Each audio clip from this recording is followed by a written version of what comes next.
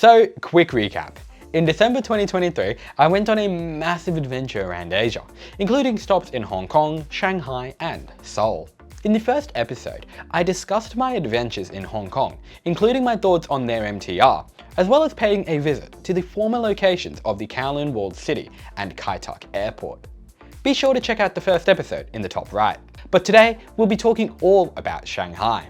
Shanghai is the third biggest city in the world, and the biggest in China, with 40 million people living in its metro area. A city that big needs good public transport. Unsurprisingly then, Shanghai Metro is the second biggest metro system in the world, with only New York City having more stations. And that's ridiculously impressive, given China only started building the Shanghai Metro in 1993. Today, we're going to be delving into my experiences in Shanghai. If you stick around, you'll also get to take a ride with me on a high-speed rail from Shanghai to Hangzhou. Indeed, my very first time on one. I'm Sharad, and welcome to Building Beautifully.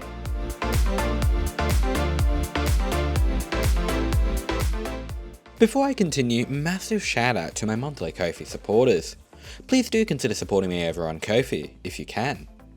Also, please subscribe if you haven't already, and do be sure to check out the rest of my channel, your go-to YouTube destination for all things city planning, after the video. So I landed in Shanghai on the 15th of December at Shanghai Hongqiao Airport. Now, Australians need a visa to enter China normally, but if you stay for less than 144 hours, that's 6 days, then you don't need one. I was only staying for 5 days, so I satisfied the criteria. Didn't make entering China any less scary though. They interrogated me when I was applying for visa-free entry, asking me all these questions like, what will I do in China? Who will I stay with? Why did I visit China? Where do I study? Where am I going after this? What am I going to do in Korea? Yeah, I mean, I know it's their job, but it was just a little bit intimidating, that's all. I was a foreigner in a new country, but lucky for me, I wouldn't be alone for much longer. My good high school friend Edwin met me at the airport. It was actually his idea for me to visit him in China in the first place, while he himself was visiting his family there. Massive shout out to Edwin, because he was my tour guide for pretty much the entire trip. I wouldn't have stood a chance in China were it not for his impeccable Mandarin. China wasn't really as English friendly as Hong Kong or Seoul after all. However, there was still far more English in China than there is Chinese in Australia, I'll tell you that. We in Australia should really increase multilingual signage. Another thing, Shanghai was cold. I went from wearing shorts and a t-shirt in the balmy 25 degrees Celsius Hong Kong to wearing just 3 layers in the -3 degrees Shanghai in just one day. Despite being considerably more populated than Hong Kong, Shanghai didn't really feel as tall, developed, or overbearing. Instead, it felt a lot cleaner, more developed, and neater. I just generally liked the scale of Shanghai's buildings more than Hong Kong. Okay, enough of setting the scene of Shanghai. It's time to take a dive into the Shanghai Metro. Shanghai's metro has a gobsmacking 408 stations. The city has 19 lines, numbered from 1 to 19, spread out across 802 kilometers of track. It's insane, especially considering they only started construction in 1993. I filmed this video, playing right now, in the Urban Planning Museum, and seriously, it's mind-blowing how quickly they built their metro. How does a city go from not having any metro lines to building the most expansive metro network in the entire world? China seriously built at unprecedented speeds, I swear. Unlike any other city I've been to, Shanghai's metro truly embodies a fairly grid topology, although it does have a circle line. Again, just like Hong Kong, the Shanghai Metro really does allow you to get absolutely anywhere in the city. Although I do have to admit, things in Shanghai just somehow felt a little less cohesive, probably because nothing was as densely packed together as Hong Kong. Shanghai has their own public transport card, creatively named the Shanghai Public Transport Card, which I used. However, most people in China just use WeChat to pay. Anyone who's familiar with China would know that WeChat is pretty much just used for everything there. Now, the Shanghai Metro just felt cleaner, more spacious, less packed, and more high-tech than Hong Kong. That's just a vibe I was getting, full disclosure. There was never as many people using the metro as in Hong Kong. It was just never as packed, and we managed to get seats much more easily. Maybe that's just because there's far more metro lines, but that's just what I experienced. From what I could tell, although I could be wrong, at most of the stations there was this countdown to when the next train would arrive. To the second. That's just insane. I really don't see any reason why the Sydney Metro couldn't do the same. The Shanghai Metro was very frequent. I don't have an exact number, and it's harder to quantify than Hong Kong since there's 5 times as many stations, but frequencies seem to always be between 2 to 8 minutes. Pretty damn good. Now, while the Shanghai Metro felt more spacious and less crowded, strangely it also felt somewhat ordinary. All the stations looked somewhat identical and maybe even a little bit cheap. This isn't really an accident.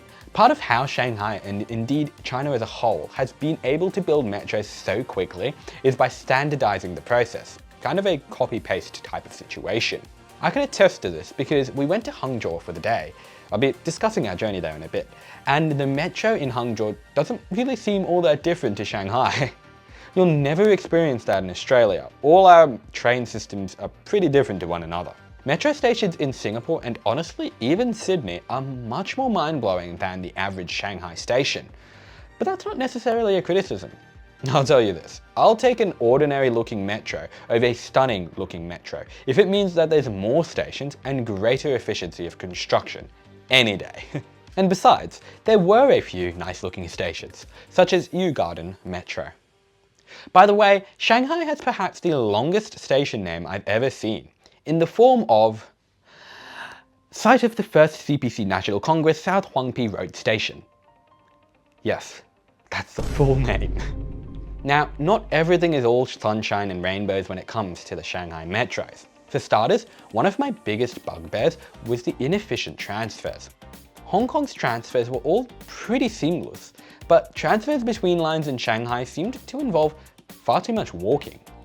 This is pretty surprising given that the speed at which the Shanghai Metro was built and developed should have allowed for more precise master planning to account for future lines and future transfers. The most egregious example for me was at Lushengguan Road Station. This station is on both lines 2 and 15, but they're about a 5-minute walk apart, above ground. This one transfer was so annoying for me, especially since it was really near to where we were staying, so we had to use it heaps. Another issue was just how early the Shanghai Metro seems to stop operating. At about 11 PM. Seriously, even Sydney trains goes later than that, usually past midnight. I just don't see how 11 PM is a reasonable time for a metro to close in a city of 40 million people. We actually got caught out by it at Longchuan Road and had to wait in the sub-0 degree weather for nearly 10 minutes for a cab to take us home. At every single station in Shanghai, you need to walk through security and pass your bags through a bag scanner. I mean, look, I get it, they do want to be careful and this isn't really a criticism, but at the end of the day, it's still an inconvenience and it does become rather tiresome. Exits don't really feel as clearly marked out as Hong Kong. It doesn't always seem to be as clear what's located at each exit, which is more like Sydney, of course. I do admit I mostly relied on Edwin to get us around though. Finally, I experienced something strange in Shanghai. The city just felt quiet. Considering the city's metro area has 40 million people, this was really weird for me. Hong Kong felt busier everywhere. Even the touristy areas in Shanghai felt quieter than you'd expect. Edwin told me that the economy isn't doing too well in Shanghai right now, which is somewhat unsurprising given their brutal COVID lockdowns in 2022. Don't get me wrong though, it's still a pretty busy city. Alright, that's enough about the Shanghai Metro. Now it's time to take a ride on high-speed rail for the first time. Woo! Edwin and I took high-speed rail from Shanghai to Hangzhou on the evening of the 17th of December. We took the metro first to Hongqiao railway station. What an impressive station.